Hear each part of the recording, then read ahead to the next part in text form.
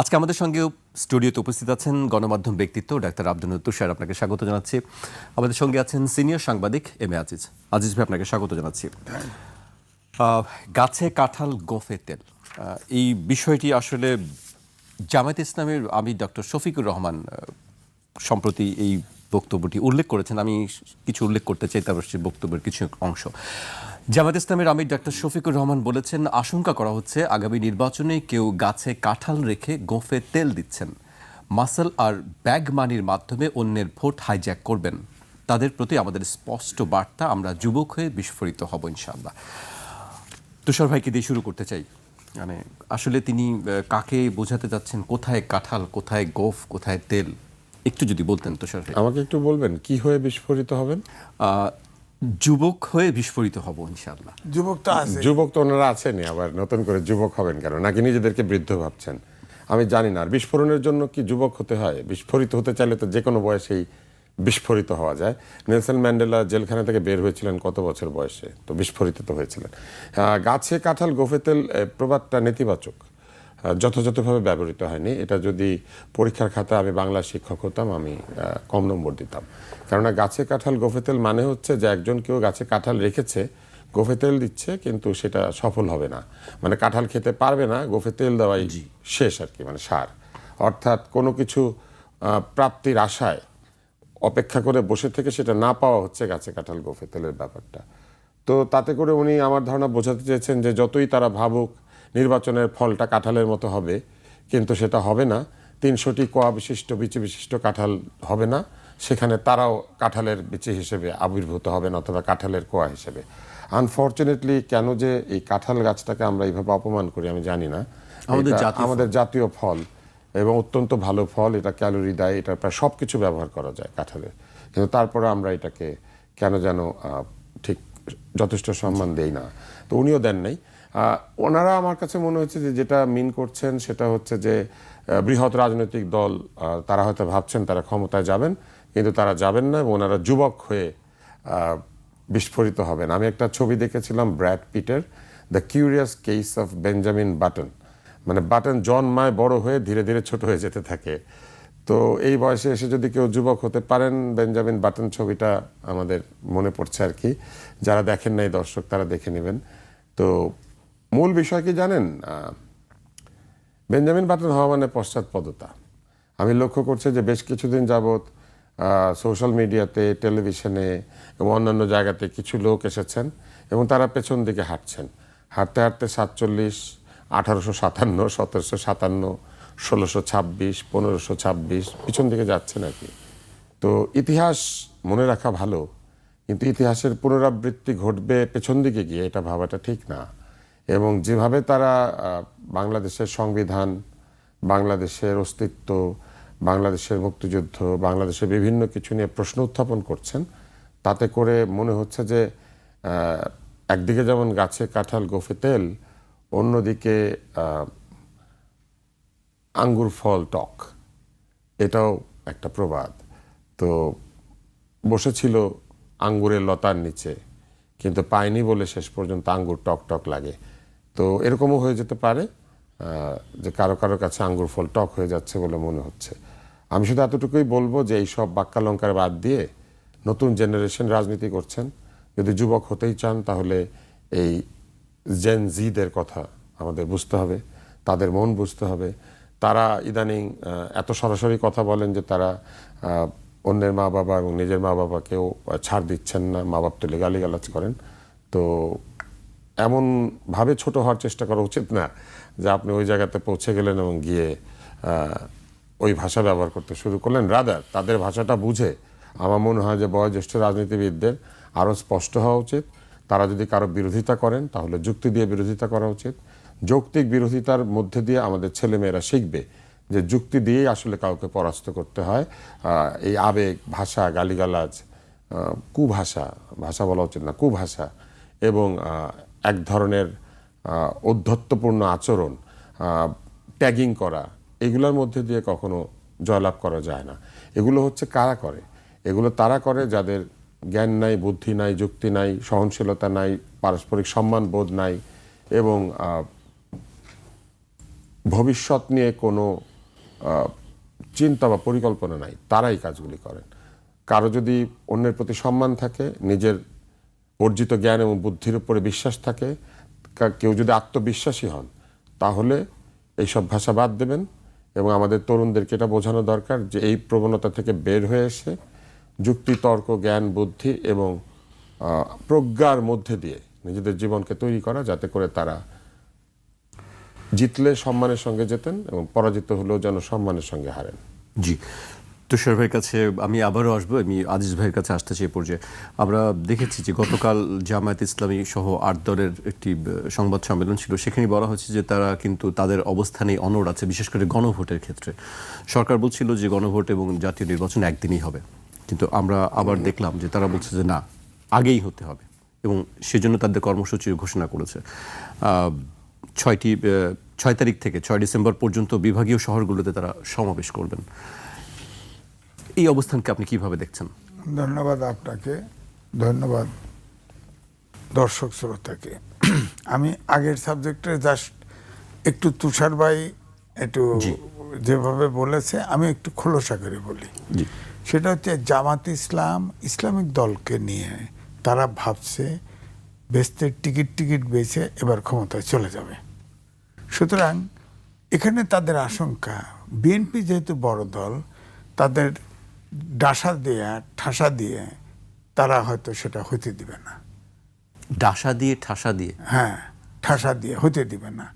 এই কারণেই বলছে যে ওই গোফে কাঁঠাল কি গাছে কাঁঠাল গোফে তেল সেটা বিএনপিকে আসলে মেনশন করছে যে বিএনপির গোফের তেল দিচ্ছে, গাছে কাঁঠাল রয়েছে, এটা খেতে পারবে না। আসলে যত যাই কোক না কেন, ইলেকশন যদি হয়, আমি এখনো কিন্তু যদি কেন বলছেন এখনো যদি, কারণ ধোঁয়াশা এখনো কাটে নাই। কোথায় ধোঁয়াশা দেখছেন? ধোঁয়াশা এই তো গোফে কাঁঠাল গাছের তেল, এইসব কথা তো এখনো হওয়ার কথা না। অভ্যুত্থানের শক্তিগুলো এই ভাষায় কথা বলার উচিত না। তারপরে ধরেন যে ইস্যুটা ঐক্যমত্য কমিশনে ছিল না, ধরেন ওই যে আনুপাতিক নির্বাচন, এটা তো ডক্টর মোহাম্মদ ইউনূস কিন্তু দিয়ে দিচ্ছে, নিচে কিন্তু আনুপাতিক নির্বাচন দিয়ে দিচ্ছে, অর্থাৎ ভোটের অনুপাতে উচ্চকক্ষের প্রতিনিধি হবে। তো তার মানে তারা কিন্তু অ্যাচিভ করেছে, আমি বলবো অ্যাচিভ করেছে। এখন যেটা বলছে যে গণভোটে তারা ভাবতেছে, যেভাবে জোর করতেছে, গণভোট যদি হয় এটা দেশের জন্য ডিজাস্টারাস হবে আমার ধারণা। কারণ গণভোট যদি হয়, ইতিমধ্যেই যে সেন্টিমেন্ট, যে ধরেন বিএনপি অনেকগুলো যেগুলো সংবিধানের সাথে সাংঘর্ষিক, সেসব জায়গায় নোট অফ ডিসেন্ট দিয়েছে। সুতরাং বিএনপির সমর্থকদের, ভোটারদের মানসিকতা হচ্ছে ইট ইজ নো। এখন আওয়ামী লীগের কিন্তু একটা বিরাট ভোট ব্যাংক রয়ে গেছে। আওয়ামী লীগ বড় দল ছিল, এখন কিন্তু আরও বেশি সুপ্ত আছে বটে, কিন্তু ভোট তো তারা দিতে আসবে। আপনি আওয়ামী লীগের বিরুদ্ধে আপনার আদালতে মামলাও আছে নিষিদ্ধ করার, নিষিদ্ধ করে দিলেও জন্মগত অধিকার আছে ভোটের। যে নিরপরাধ লোক, যে বিশুদ্ধ লোক, সে তো ভোট দিতে আসবে। তারা তো এই সরকার যেহেতু আপনার গণভোট দিচ্ছে, এটা সংবিধানের সাথে সাংঘর্ষিক, এরাও তো না ভোট দিয়ে দিতে পারে। তাহলে তো না ভোট যদি জয়যুক্ত হয়, তাহলে এই গণভোটের কি দাঁড়াবে? দেশটা রসাতলে যাবে না, সমস্যা তৈরি হবে না? আপনার গণভোটটা হওয়া উচিত। আর গণভোট আইনি ভিত্তি যেটা বলা হয়েছে, সেটা সম্পূর্ণ অবৈধ দাবি। আইনি ভিত্তি একমাত্র সংসদ দিতে পারে। সুতরাং এই গণভোটের জোরাজুরি না করে অভ্যুত্থানের শক্তিগুলো একমত হয়ে একটা আন্ডারস্ট্যান্ডিং নিয়ে আপনার সংসদে যাওয়া উচিত ছিল। যারা যত সিট পায় সবাই মিলে গণভোট না, ওই জুলাই সনদের ব্যাপারে একমত। জুলাই সনদ তো সবাই একমত হয়েছে, সেটা নিয়ে ওখানে সংস্কার করে নিল। কিন্তু এখন যেভাবে করতেছে, আসলে হয়েছে কি, তারা নিজেরা মনে করে ভোটে গেলে একটু ঘাটতি আছে, এই জন্যে আন্দোলন করে মাঠে থেকে তাওয়া গরম করে একটু ভোটটা বাড়ানো, কিন্তু বাড়বে না। ইসলামিক দল জামাতের নেতৃত্বে দ্বারা এরা স্যাচুরেটেড পয়েন্টে গেছে। কারণ আগে যে ইয়েটা ছিল, এখন কিন্তু স্থিতি অবস্থায় আসছে। এখন তাদের ভিতরেও কিন্তু এই যে দোষ করতেন না বিএনপি, যে থালার ভিক্ষুকের থালার থেকে শুরু করে সব জায়গায় 80% দখল করে ফেলছে, বলছে না? এখন তো আপনি আমার এখানে কমপক্ষে 40টা আছে ইউটিউবে, এখন ছাগলকেও রেপ করে জামাতের লোক, মাদ্রাসায় রেপ করে। জামাতের সিরাজগঞ্জের সেক্রেটারি তো বলছে আওয়ামী লীগের যারা পালিয়ে গেছে তাদের বউয়ের উপরে হক আছে কোন জায়গায়, এগুলো শোনে না মানুষ, শোনে না। তো এই জন্য মানুষের ভিতরে একটা ধারণা এটা একটা আন্ধা শক্তি, এদের প্রতিহত করার জন্য কিন্তু শুধু জামাতের সমর্থক ছাড়া আর কেউ ভোট দিবে আমার কাছে মনে হয় না। ওই জামাত, ইসলামিক আন্দোলন এই, কিন্তু আপনি ইউটিউব খুলে দেখেন যত আক্কানি আলেম ওলমারা আছে তারা কিন্তু চরম বিরোধিতা করতেছে, এদেরকে ইসলামিক দলই মনে করে না।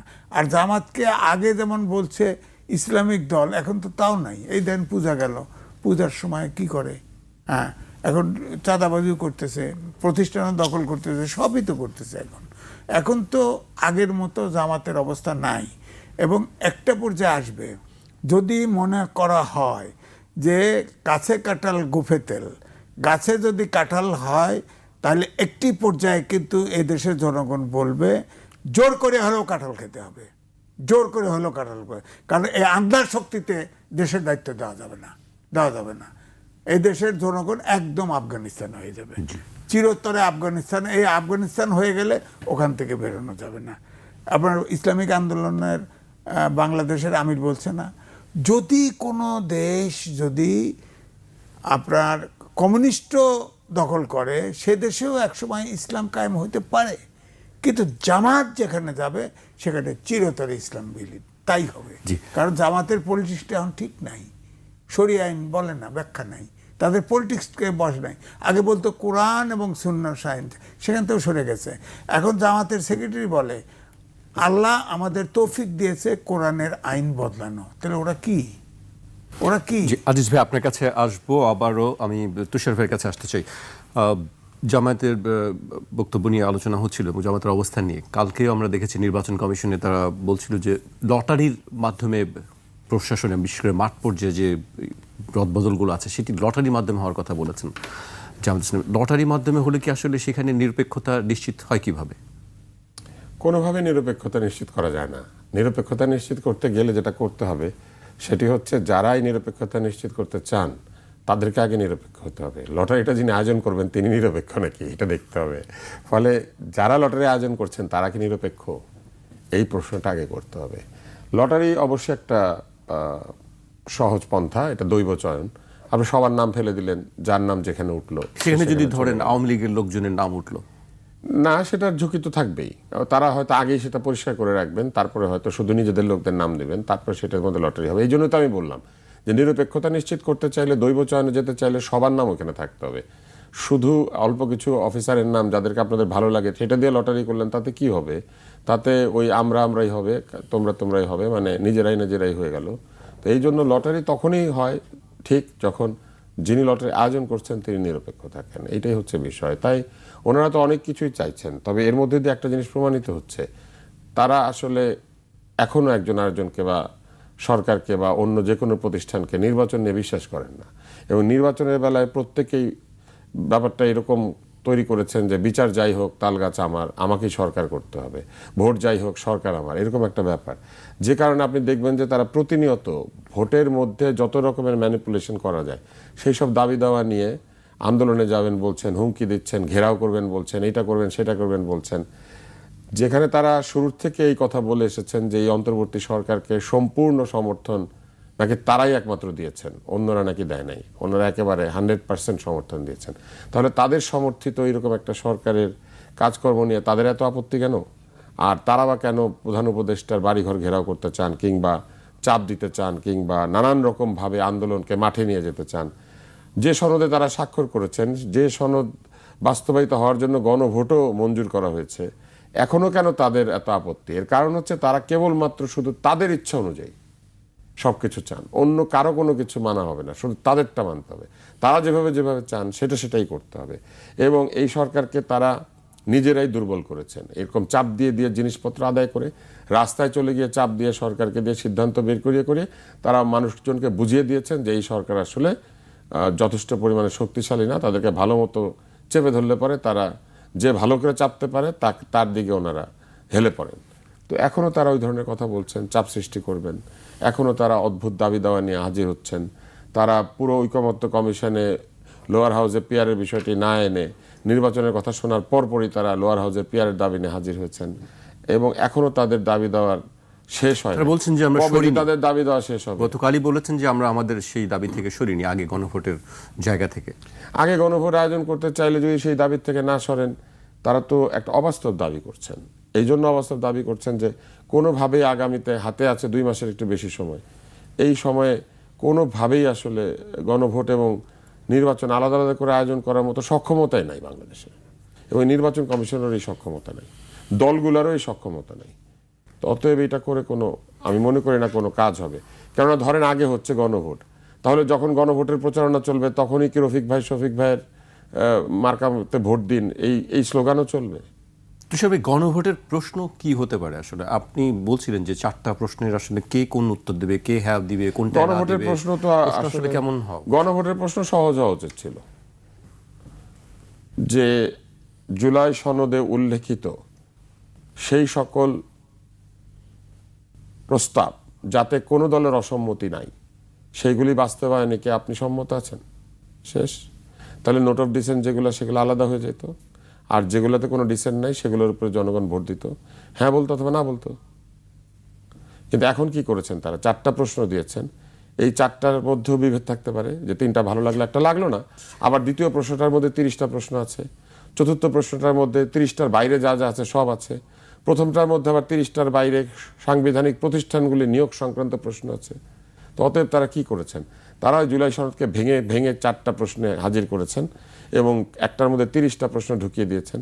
এখন জনগণ কেন সব কিছুতে হ্যাঁ বলতে বাধ্য হবে? এই 4টার জায়গায় তাহলে 8টা থাকলেই বা কি হতো, 12টা থাকলেই বা কি হতো? আসলে কোনো তফাৎ হতো না। এই 4টা প্রশ্নের জায়গায় আপনি যদি আলাদা করে 30টা প্রশ্ন লিখে দিতেন, একই তো কথা হইতো। হয় হ্যাঁ দিতে হবে, নাহলে না দিতে হবে। ওই 30টার কোনোটাতে আলাদা করে আমি না বলতে পারছি না, তার মানে আমাকে মেনে নিতেই হচ্ছে অথবা না মানতে হচ্ছে। অথচ সেইখানে মানা এবং না মানার মাঝখানে একটা জায়গা আছে, যে আমি অর্ধেক মানি অর্ধেক মানি না, অথবা আমি 75 ভাগ মানি 25 ভাগ মানি না। কিন্তু সেই সুযোগ তারা জনগণকে দিলেন না। হয় তাদেরকে হ্যাঁ বলতে হবে, নয় তাদেরকে না বলতে হবে। আবার তারা বলছেন এটা যদি না দেওয়া হয় হ্যাঁ, তাহলে স্বৈরাচার ফেরত আসবে। কিন্তু এই পুরো গণভোটের মধ্যেই ব্যাপারটাই তো এক ধরনের স্বৈরাচারিত্ব, যে জোর করে আমাদের উপরে 4টা প্রশ্ন চাপিয়ে দেওয়া হচ্ছে এবং বলা হচ্ছে বললে 4টাতেই হ্যাঁ বলবি, না হলে 4টাতেই না বলবি। তো ব্যাপারটা কেমন হলো না? আপনাকে কোনো একটা চুক্তি দিয়ে বলা হইলো যে আপনি এখানে 32টা প্রস্তাব আছে, এই 32টাতে আপনি হয় হ্যাঁ বলবেন, আর না হলে কোনোটাতে আপনি আপত্তি করতে পারবেন না, তাই না? তো এটা হলো, না হলে আর আপত্তি করলে এটা বাদ। তো এইটা বা কি করে হয়? আমরা কি এই জুলাই সনদের সবকিছু বাদ দিয়ে দিতে প্রস্তুত আছি? জনগণ যদি কালকে না বলে দেয় এটাতে, তাহলে কি তারা সব ফেলে দেবেন? এই জুলাই সনদ থেকে ভালো কিছু নাই? অনেক ভালো কিছু আছে। সেই ভালো জিনিসগুলি বাস্তবায়ন করার দায়িত্ব সংসদের হাতে কেন ছাড়ছেন না? যেটা একটু আগে আজিজ ভাই বলেছিলেন, আমার এটাই বক্তব্য। জি, আজিজ ভাইয়ের কাছে আসতে চাই। আসলে এই যে প্রশ্ন নিয়ে এখনো কিন্তু চূড়ান্ত হয়নি, কি হবে, কোন প্রশ্ন হবে, কোন প্রশ্নের ভিত্তিতে। একটু তুষার ভাইয়ের কথা আর একটু খোলাসা করি। 84টা সংসদ প্রস্তাব নিয়ে আলোচনা হয়েছে। এই 84টা প্রস্তাবে যেটা বলা হয়েছে, প্রায় সংবিধানের 2/3 এটার ভিতরে আছে, মানে সংশোধন হয়ে সংস্কার হয়ে যাবে। তো এখন আপনি এই 84টা প্রস্তাব, সংস্কার প্রস্তাব, এই 4টের ভিতরে আছে, 4টে প্রশ্নের ভিতরে আছে। এর ভিতরে নোট অফ ডিসেন্টও আছে, অর্থাৎ সংবিধানের সাথে যেগুলো সাংঘর্ষিক, বিএনপির পক্ষ থেকে এবং বাম দলের পক্ষ থেকে যেটা বলা হয়েছিল যে এটা সংসদে হবে। জি, হ্যাঁ, কারণ এটার তো সাংবিধানিক সরকার, তাদের তো সংবিধান সংস্কার একটেরই নাই। কিন্তু শেষ দাবি ছিল ফ্যাসিবাদের পতন চাই, তার মানে একটা গণতান্ত্রিক ব্যবস্থা চাই। এই গণতান্ত্রিক ব্যবস্থাটা কায়েম করার জন্য যেটুকু সংস্কার দরকার, একটা নিরপেক্ষ নির্বাচন, সেটা এনশোর করা উচিত ছিল। এখন ধরেন এই 84টা প্রস্তাব যেখানে আছে, নোট অফ ডিসেন্ট সহ, তখন আমিও তো ভোটার, আমি তো না দিতে বাধ্য হব। কারণ আমি হাঁ দিতে গিয়ে অন্যায় কাজ, অর্থাৎ সংবিধান বিরোধী কাজ তো করবো না, আমি আইন বিরোধী কাজ তো করবো না। আমার বক্তব্য তুষার ভাইয়ের কথার সাথে আমি 101 ভাগ একমত, যে যেগুলো সবাই একমত হয়েছিল সেটাতে সনদ হতো, ইয়ার হ্যাঁ না ভোট হতো, আর বাকিটা সংসদের উপর ছেড়ে দিত।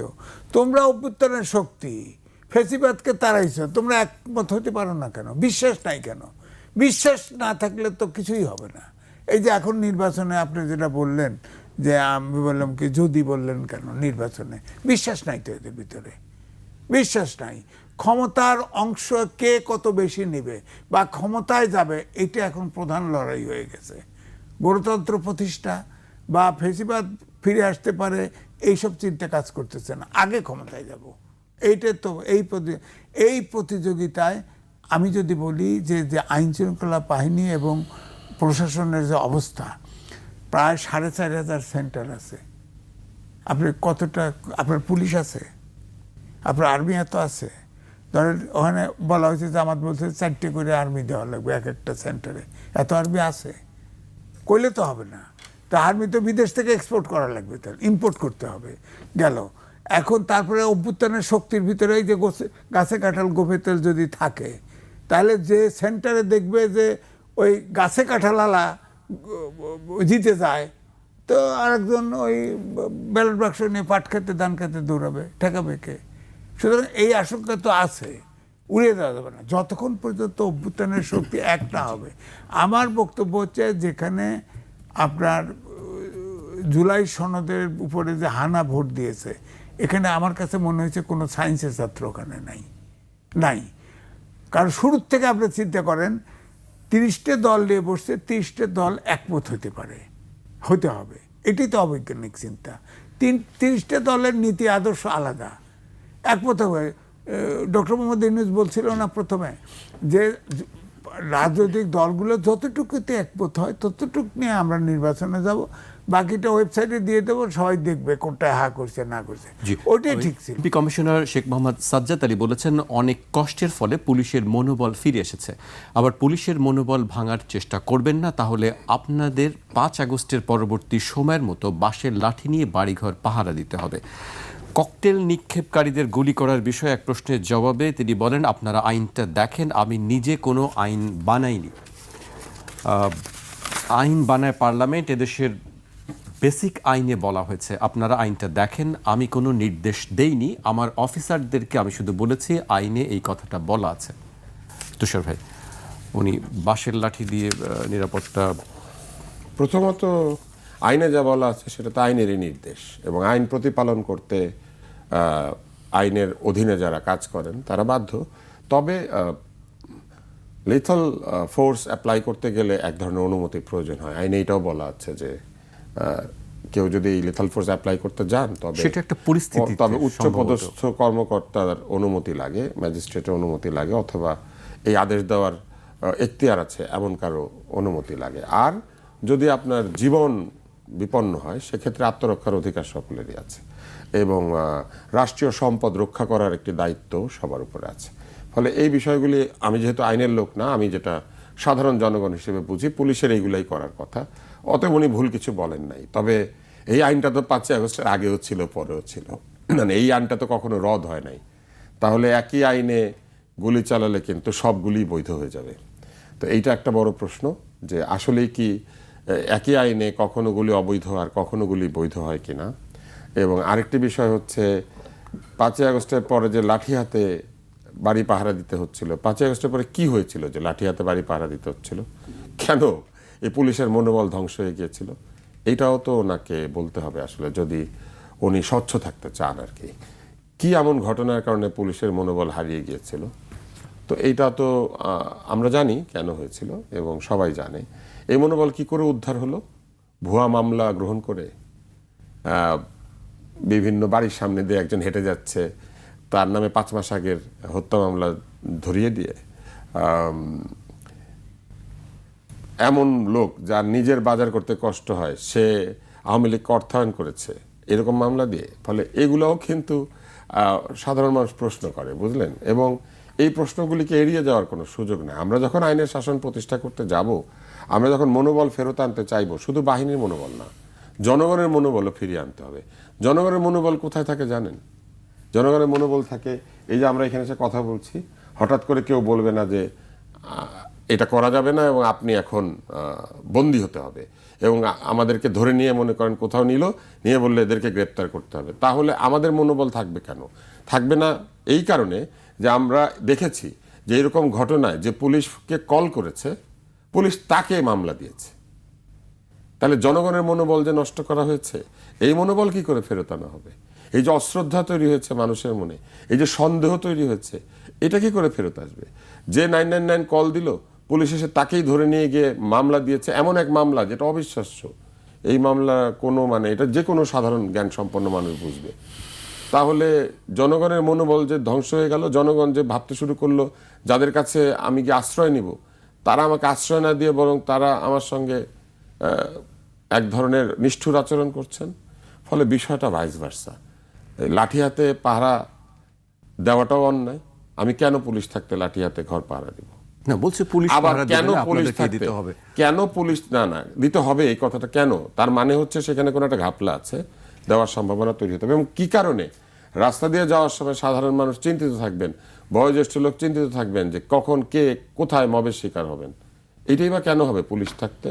পুলিশ থাকতে এরকম কেন হবে যে পুলিশকে কল করলে যে কল করেছে তাকেই পুলিশ ধরে নিয়ে গিয়ে জেলখানায় ভরে দিচ্ছে? এইটাই বা পুলিশ থাকতে কেন হবে? সব কিছুকে ঠিক করতে হবে। এটা এরকম না যে আপনি দেখতে পাচ্ছেন যে আপনার শরীরের অঙ্গ প্রত্যঙ্গগুলি বিকল হয়ে গিয়েছে, কিন্তু আপনি বলছেন না আমার মাথাটা তো ঠিক আছে, এবং মাথায় যেহেতু বিশ্বাস আছে তাই কিডনি নষ্ট হইলে অসুবিধা কি? কিন্তু কিডনি নষ্ট হলে কিন্তু আপনি খতম। শেষ। হ্যাঁ, লিভার নষ্ট হলে আপনি খতম। কিন্তু আপনি যদি বলেন না আমার ব্রেইন ভালো আছে, তাহলে হবে না। ব্রেইনটাকে ঠিক রাখতে গেলে কিডনি, লিভার, হার্ট, লাংস এগুলোকেও ঠিক রাখতে হবে। জিনিসই ঠিক রাখতে এবং এই যে অঙ্গ প্রত্যঙ্গগুলিকে বিবেচনা না করে শুধুমাত্র মাথা বাঁচিয়ে রাখার ব্যাপারটা আছে না, আপনাদেরকে একটা কৌতুক বলি, এটা বলে আমি আজিজ ভাইয়ের কাছে চলে যাই। এক লোক সর্পদংশনে তার মৃত্যু হয়েছে। তো সর্পদংশনে মৃত্যু হয়েছে, একেবারে কপালের মাঝখানে সর্পদংশন করেছে। তো একজন এসে বলছে আহা, চোখ দুটা বেঁচে গিয়েছে। তো এই বক্তব্যটা ওইরকম আর কি, যে সবকিছুর 12টা বেজে আছে, কিন্তু শুধু একটা পক্ষের মনোবল, এইভাবে মনোবল ফিরে না। এটা মনে রাখতে হবে যে আইন শৃঙ্খলা রক্ষাকারী বাহিনী যেমন আমাদের ইজ্জত রক্ষা করেন, আমাদের জানমাল রক্ষা করেন, আমরাও কিন্তু আইন শৃঙ্খলা রক্ষাকারী বাহিনীর ইজ্জত, তাদের সম্মান, তাদের যে অধিকার, তাদের যে নিরাপত্তা, এটা আমরা বিধান করি। আমরা দুই পক্ষ মিলেই কিন্তু এই আইন শৃঙ্খলা রক্ষিত হয়, কোনো একটা পক্ষ আইন শৃঙ্খলা রক্ষা করে না। জি, তুষার ভাইয়ের বক্তব্য শুনছিলাম আমরা। আমি আজিজ ভাইয়ের কাছে আসতে চাই এই পর্যায়ে। আমরা জানি যে এখনো পর্যন্ত জাতীয় পার্টি বা 14 দলের বিষয়ে কোনো সিদ্ধান্ত নেই যে তারা নির্বাচন করতে পারবে কি পারবে না, কিন্তু একটা দাবি আছে যে তাদেরকে নির্বাচনে অংশগ্রহণ করতে না দেওয়ার জন্য একটা দাবি আছে। আপনি কি মনে করেন আসলে কি শেষ পর্যন্ত কি জাতীয় পার্টি বা 14 দল যারা আছে তারা কি নির্বাচনের সুযোগ পাবে নাকি? আমি প্রথম কথা হচ্ছে, একটা গণতান্ত্রিক দেশে কোনো দল আর একটা দল নিষিদ্ধ করুক, এই দাবি করুক, আমি মনে করি এইটি অগণতান্ত্রিক দাবি। আপনার রাজনীতি দিয়ে রাজনীতিকে মোকাবেলা করতে হবে। উদাহরণস্বরূপ বলি, 5ই আগস্টে পরিবর্তন হলো। নির্বাচন কমিশন এখনো পর্যন্ত আমরা দেখছি যে যে রাজনৈতিক দলগুলোর সঙ্গে সংলাপ করছে বা একটি তালিকা আছে, সেখানে কিন্তু আমরা জাতীয় পার্টির বা 14 দলের কাউকে দেখিনি সেই তালিকায়। আচ্ছা শোনেন, আমি আমাদের প্রেস ক্লাবে ছাত্ররা আগে আসলো, বৈষম্য বিরোধী ছাত্র কয়েকজন আসলো, তাদের তো নাম ধরিয়ে দেওয়া হয়েছে, বলা হয়েছে ফেসিবাদের দোসর, মেম্বারশিপ চলে গেছে। বলেন, এটা গণতন্ত্র ফলো করা হয়েছে? না, এই তালিকাটা কে করেছিল আসলে? দিয়ে গেছে, নাম দিছে, সাইন করে দিয়ে গেছে বৈষম্য বিরোধী ছাত্ররা। ওরাও বেকুব, যারা নাম সাপ্লাই দিয়েছে ওরাও বেকুব। আরে ডক্টর মোহাম্মদ রাজ্জাক কৃষিমন্ত্রী ছিল, সে এখন জেলখানায়। তার তো কৃষিবিদ ইনস্টিটিউটে তার সমিতিতে মেম্বারশিপ আছে, প্রেস ক্লাব মেম্বারশিপ নাই। তারপরে আবার দেখেন, প্রায় 200-র মতো সাংবাদিক গ্রেপ্তার আছে। যদি কেউ ফৌজদারি অপরাধ করে, কেউ যদি চুরি করে, তার বিচার হোক। জি, কিন্তু তাদেরকে খুনের মামলা দেওয়া হয়েছে অনেকের বিরুদ্ধে। এটা বিশ্বাসযোগ্য? তাদের কোনো হিয়ারিং হচ্ছে না, জেলে পুড়ে আছে। তাহলে আপনি বলেন, আমরা তো 3 জন সাংবাদিক, আমরা কি কথা বলতে ভয় পাবো না যে আমাকে ধরে নিয়ে খুনের মামলা দিয়ে থুয়ে দিবে? এই যে 2 দিন আগে 32 নম্বর দিয়ে হেঁটে একটা মহিলা যেতে নিয়েছে, তারা ধরছে, আছে আর গ্রেপ্তার করছে। অত দূর পর্যন্ত মানলাম, তারা খুনের মামলা দিয়ে দিছে। বলেন, এই যে অরাজকতা, এটাকে বলা অরাজকতা। দেশে কিন্তু এই জন্যই বিশৃঙ্খলা তৈরি হয়। তো এই জন্য আপনি যেটা বললেন জাতীয় পার্টি বা আওয়ামী লীগের বিরুদ্ধে মামলা আছে, জাতীয় পার্টির বিরুদ্ধে মামলা আছে, ওয়েট করেন। মামলায় যদি রায় হয়, যুক্তি হয়, তারা আপিল করবে, থাকবে, নিয়ম অনুযায়ী হতে পারে। ধরেন 5ই আগস্টের পরে এই সরকার সংবিধানের 106 অনুচ্ছেদ অনুযায়ী ওথ নিয়েছে, হ্যাঁ ওথ নিয়েছে এই প্রেসিডেন্টের কাছে সংবিধান সম্মত রাখার জন্য। এই সংবিধানে আছে 3 মাসের ভিতরে জাতীয় নির্বাচন, পার্লামেন্ট না থাকলে 3 মাসের নির্বাচন, কোনো কারণ থাকলে 6 মাসের নির্বাচন।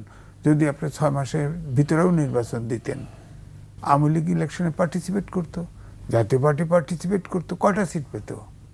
তখন যে হেড টু হেড অবস্থায় ছিল, আওয়ামী লীগ সিট পাইতো না, ভোট পাইতো না। তারা হয়তো 15 নাই 20টা সিট পাইতো। এখন তো আপনি আমাদের বাংলাদেশে বিশেষ করে যে অপ্রেসড, তার পপুলারিটি বাড়ে, যতই অস্বীকার করেন না কেন, আওয়ামী লীগের প্রতি সিম্পেথি বেড়েছে এবং এই সরকারের আচরণে বেড়েছে। এখন হুটহাট করে কেস করে দিলেন, এখন 1.5 বছর পরে এসে নিষিদ্ধ করবেন, এটা কিন্তু বুমেরাং হতে পারে। এটা অবশ্যই কোনো না কোনো ফর্মে এটার প্রতিবাদ হবে।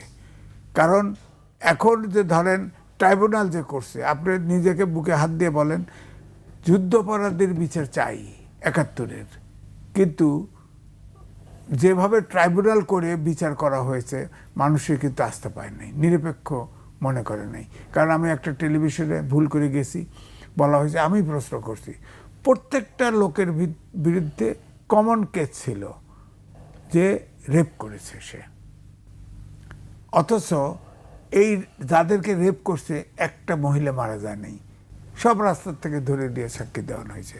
তো বিচারের প্রতি বিশ্বাস থাকবে কেন? আমার কথা হচ্ছে একটাই, যে যদি নিষিদ্ধ করেন তাহলে আপনি পলিটিক্যালি তো ফাইট করতে পারতেন, এটা বুঝলেন না কেন? সরকার আছেন কেন? অর্থাৎ এই সরকার কখন শুরু করতে হবে, কোথায় শুরু করতে হবে, কোথায় শেষ করতে হবে, এটা বোঝেই না। নির্বাচন নিয়ে এখন কথা, কেন ধোঁয়াশা? আপনি বলেন একটা প্রশাসন ক্যাডার আছে আর 25টা ক্যাডার বাইরে আছে, আপনি ওখান থেকে বাছাই করে নিয়ে 7 দিনের ট্রেনিং দিলে আপনি ডিসি পাইতেন না? আপনি প্রশাসন ক্যাডার সেই আগের আমলের মতো করে প্রশাসন ক্যাডারের বেসে আপনার সবগুলোকে ডিসি বানাইছেন, এখন তারা নির্বাচনে থাকবে। এখন ইলেকশন কমিশনের তো অত অফিসার নাই, আর অফিসার থাকলেও তাদের যখন রিটার্নিং অফিসার মানবেন, প্রশাসনের লোক কথাও শুনবে না, এটি স্বাভাবিক, শুনবে না। সুতরাং সব জায়গায় তো ভেজাল তৈরি করছেন।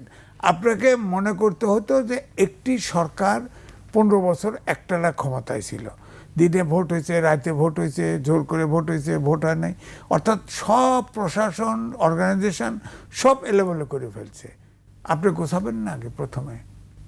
আপনাদের রাস্তায় আসার সময় কোনো মেরামত কাজ নেই, কোনো হাইওয়ে থেকে শুরু করে কোনো জায়গায় সংস্কার কাজ নেই, সব পড়ে আছে। সারা দেশে অর্থ ব্যবসা নাই, কিছু নাই। আপনি বলেন যে অস্বস্তি, আপনার যতই বলেন প্রতিবাদ কিন্তু এখান থেকেও আসে। পেটে ভাত নাই, কোনো আইন আমার কাছে প্রধান না, আমার পেটে খাবার নেই। তো আপনি ইলেকশন দিবেন, দেশটাকে এইভাবে অগোছালোভাবে ইলেকশন দিবেন, সেই ইলেকশন হবে, এই ইলেকশন শান্তিপূর্ণভাবে সবাই করবে, এটা ভাবেন কি করে আপনি? আমার তো মনে হয় এই জন্যই ধোঁয়াশা এখনো আছে, ইলেকশন হয় কিনা। ফখরুল ইসলাম আলমগীর কালকেও কইছে যে ইলেকশন হয়তো হবে, তবে আমরা ইলেকশনে যাইতে চাই, মানে একটু কি ভাষা মনে নেই আর কি। আমি তুষার ভাইয়ের কাছে আসতে চাই এই পর্যায়ে। আমরা আজকেই এই বিষয়টি দেখেছি যে 13 লাখ রোহিঙ্গার ভার আর বহন করা সম্ভব নয়, জাতিসংঘে বাংলাদেশ তার বক্তব্য দিয়েছে। এখনও আমরা কেন ভার বহন করছি? আমাদের তো বলা হয়েছিল যে আসলে রোহিঙ্গারা ফেরত যাবে, একটি নির্দিষ্ট সময়ের কথা বলা হয়েছিল, আমরা এখনো পর্যন্ত সেই কাজটি করতে পারিনি। অসমর্থিত অথবা সমর্থিত সূত্রে একটি সংবাদ আছে, সেটি হচ্ছে যে সেই যে আগামী বছর কোরবানির ঈদে ঈদের নামাজ পড়বার কথা জাতিসংঘের মহাসচিবকে সহ আরাকানে, তার মধ্যে কিন্তু আরও প্রায় 1.5 লক্ষ রোহিঙ্গা প্রবেশ করেছে বাংলাদেশে। ফলে 13 লাখ রোহিঙ্গার ভার বহন করা সম্ভব না, এটা 10 লাখও সম্ভব না, 5 লাখও সম্ভব না। আমাদের পক্ষে এইভাবে শরণার্থী কিংবা উদ্বাস্তুর ভার বহন করা সম্ভব কখনোই ছিল না। বাংলাদেশ কি একটা অর্থে, সামর্থ্যে, খাদ্যে সব দিক থেকে একটা স্বয়ংসম্পূর্ণ দেশ? মোটেও না। আমরা প্রচুর খাবার আমদানি করি এখনো। শুধুমাত্র আমরা আমাদের বেসিক ফুড, মূল খাবারটা আমরা এইখানে ফলাই, যেটা দিয়ে আমরা বলি আমরা খাদ্যে স্বয়ংসম্পূর্ণ হচ্ছে। আমরা খাদ্যে স্বয়ংসম্পূর্ণ হই নাই। আমরা চাল উৎপাদনে কিংবা ধরেন কিছু সবজি উৎপাদনে, এইসব জায়গাতে আমরা, মাছ উৎপাদনে, সবজি, মাছ, সবজি, মাছ, ডিম, চাল আমাদের আনতে হয়, ডিম, এইসব ক্ষেত্রে চাল আনতে হয়, কিন্তু আমরা যে পরিমাণ চাল উৎপাদন করি তাতে আমাদের হয়ে যায়। কিন্তু চাল আনতে হয় যে সরু চাল আনতে হয়। তাছাড়া কিছু চাল আনতে হয়, এটা হচ্ছে নিরাপত্তা রিজার্ভ হিসেবে, মানে কিছু চাল সবসময় মজুদ রাখতে হয় নিরাপত্তা মজুদ হিসেবে। কিন্তু এই যে আমাদেরকে বলা হয়েছিল যে গুতেরে এবং অন্য আরো ব্যক্তিবর্গ ঈদের জামাত করবেন আগামী বছর, তো এইটা তাহলে কেন বলা হয়েছিল? এটা হচ্ছে প্রথম প্রশ্ন। যদি এখন গিয়ে আমরা বলি 13 লাখের ভার আর বহন করতে পারছি না, তো তখন কি 11.5 লাখের ভার বহন করা যাচ্ছিল? এই যে পুরো প্রক্রিয়াটি, এই প্রক্রিয়াটি আমাদের উপরে বোঝা হিসেবে চাপিয়ে দেওয়া হয়েছে, এবং এই বোঝাটি সমাদরে গ্রহণ করেছিলেন আগের সরকার। এবং আগের সরকারের প্রধানমন্ত্রীর একটা অত্যন্ত ভেতরে ভেতরে একটা চেষ্টা ছিল উনি আন্তর্জাতিক মহত্ব অর্জন করবেন। এই জন্য আওয়ামী লীগ দেখবেন গার্ডিয়ান পত্রিকার একটা রিপোর্টকে, এক রিপোর্টারের বক্তব্যকে প্রায় তাদের স্লোগানে পরিণত করেছিল। হ্যাঁ, মানবতার মা, এটা কিন্তু একটা গার্ডিয়ানের রিপোর্ট। এই গার্ডিয়ান কিন্তু বহু সময় গালিগালাজে করেছে, ওইটাকে তারা নেয় নাই, কিন্তু নিয়েছে হচ্ছে যেটা পক্ষে যায় সেটা। এবং এই যে রোহিঙ্গাদেরকে আশ্রয় দেওয়ার সময় আমার মতো কিছু ব্যক্তি বলেছিল যে এটা আমাদের উপরে বিরাট বোঝা হবে। এটা কিন্তু শুধুমাত্র মানুষের বোঝা না, এটা কিন্তু আমাদের পুরো অর্থনীতির উপরে বোঝা। কিভাবে? আমি 3-4টা উদাহরণ দেই। এক হচ্ছে, আপনি যদি এখন কক্সবাজারে যান তাহলে দেখবেন সেইখানে গাড়ির ভাড়া থেকে শুরু করে সবকিছু অতি উচ্চ মূল্য। কেন? কারণ রোহিঙ্গাদেরকে ঘিরে প্রচুর আন্তর্জাতিক এনজিও সেখানে কাজ করে, এটা তাদের ব্রেড অ্যান্ড বাটার, এটা তাদের রুটি, এবং তারা ওইখানে এসে ডলারে ভাড়া করে এই সমস্ত গাড়ি বলেন, হোটেল বলেন, সব কিছু। ফলে কক্সবাজারে একসময় পিক অফ পিক সিজন ছিল। পৃথিবীর সমস্ত জায়গাতে পিক অফ পিক থাকে। ট্যুরিস্ট, দরিদ্র যারা, একটু কম পয়সা যারা, তারা সেখানে অফ পিকে যান, বর্ষাকালে যান, যখন ঝড় বৃষ্টি হয় সেই সময় যান। এখন কিন্তু কক্সবাজারে পিক অফ পিক নাই। কেন? সবসময় পিক। কেন? কারণ এই যে আমাদের মানবতার আব্বুরা বিদেশ থেকে যারা আসেন আর কি, তারা ওইখানে হোটেল ভাড়া করে, অফিস করে, তারা এই রোহিঙ্গা উদ্ধার করছেন। ওইখানে যেহেতু তারা খাদ্য সহায়তা এবং বাসস্থান পায়, বাসস্থানে ভাড়া দিতে হয় না, এবং খাদ্য সহায়তা পায়, লেখাপড়াও ফ্রি পায়, স্বাস্থ্যসেবাও পায়। ফলে এরা কি করেন জানেন? এরা এলাকাতে কায়িক শ্রম বিক্রি করে।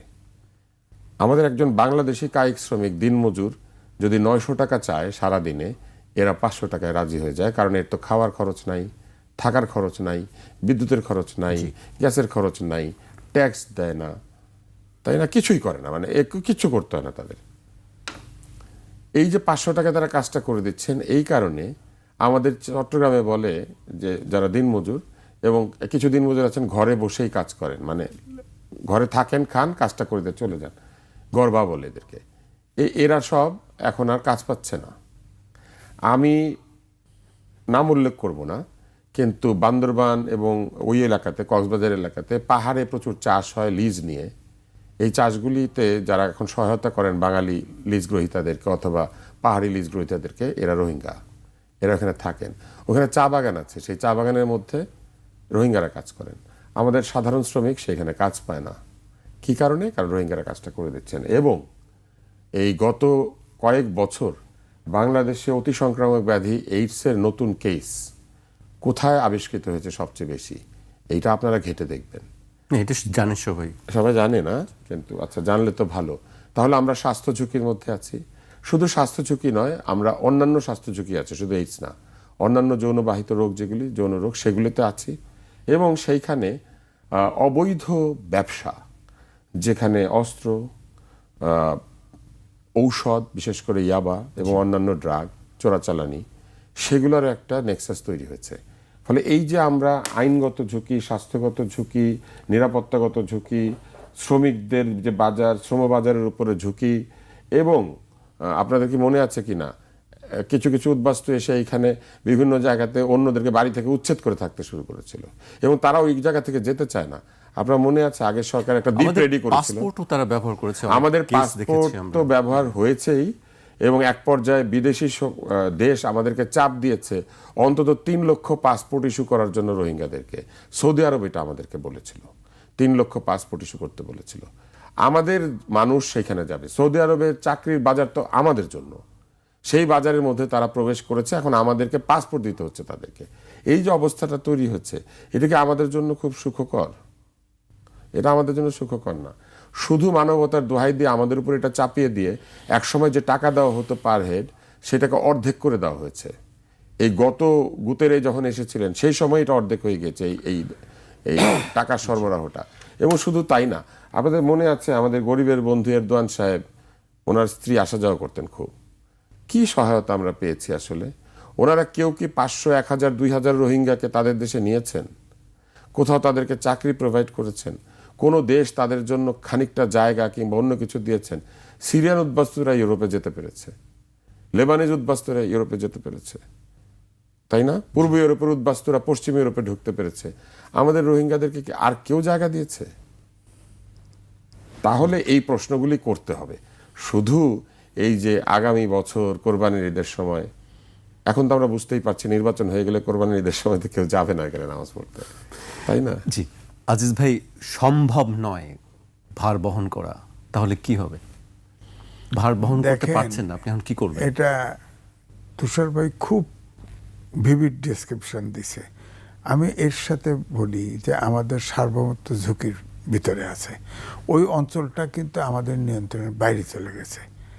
এমনিতেই একটা প্ল্যান আছে, কার প্ল্যান বলবো না, আমাদের 3 হিল ডিস্ট্রিক্ট, আরাকান, তিব্বত, মিজোরাম, এটা নিয়ে একটা আলাদা রাষ্ট্র হওয়ার কথা। সেই ঝুঁকিতে কিন্তু আমরা ফেলেছি। আমি বলবো যে থ্যাঙ্কস যে প্রেসিডেন্ট জিয়ার সময় কিন্তু কিছু আরাকান রোহিঙ্গা এসেছিল, তখন কিন্তু সে কিন্তু মিলিটারি কায়দায় এটা সলভ করেছে। অর্থাৎ বলা হয়েছিল আপনারা যদি ফেরত নেন আমরা ট্রেনিং দিয়ে আপনাদের দেশে পাঠিয়ে দেব, বাস নিয়ে গেছে। বেগম খালেদাদের সময় আসছে, একই প্রসেসে তাদেরকে ফিরিয়ে দিছে। কিন্তু এইবারে কিন্তু এই যে তুষার ভাই বলল, আপনার নোবেল প্রাইজ পাওয়ার জন্য আমরা শেল্টার দিছি।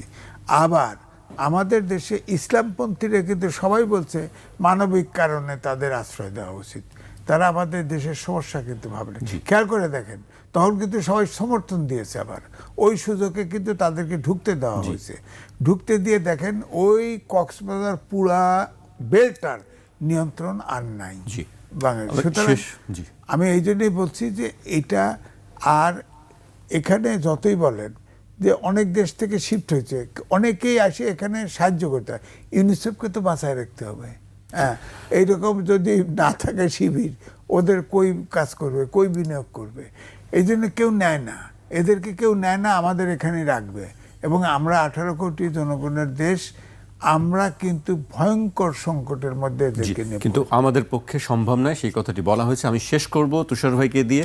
আজকে একটি খুব ভালো একটি খবর আমরা দেখেছি, ক্রিকেট নিয়ে অনেক আলোচনা হচ্ছে, তার মধ্যে দিয়ে মুশফিকুর রহিমের একটা অর্জন আমরা দেখেছি, যে 100তম টেস্টে সেঞ্চুরি করেছেন মুশফিকুর রহমান। এটি আমাদের জন্য এটা গর্বের। অবশ্যই মুশফিককে অভিনন্দন জানাতে হবে, কেননা দীর্ঘদিন ধরে ফর্ম ধরে রেখে এইভাবে ব্যাটিং করতে পারা এটা খুব সহজ ব্যাপার না। 100টি টেস্ট তিনি খেলেছেন, এটাও সহজ নয়, এবং ইতিহাসে এরকম ব্যাটসম্যান খুব কমই আছেন যারা 11তম ব্যাটসম্যান যে 100তম টেস্টে সেঞ্চুরি করেছেন। তো এটা আমাদের জন্য গর্বের, আমাদের জন্য অত্যন্ত আনন্দের যে আমাদের ওয়ার্ল্ড ক্লাস প্লেয়ার আমরা তৈরি করতে পেরেছিলাম।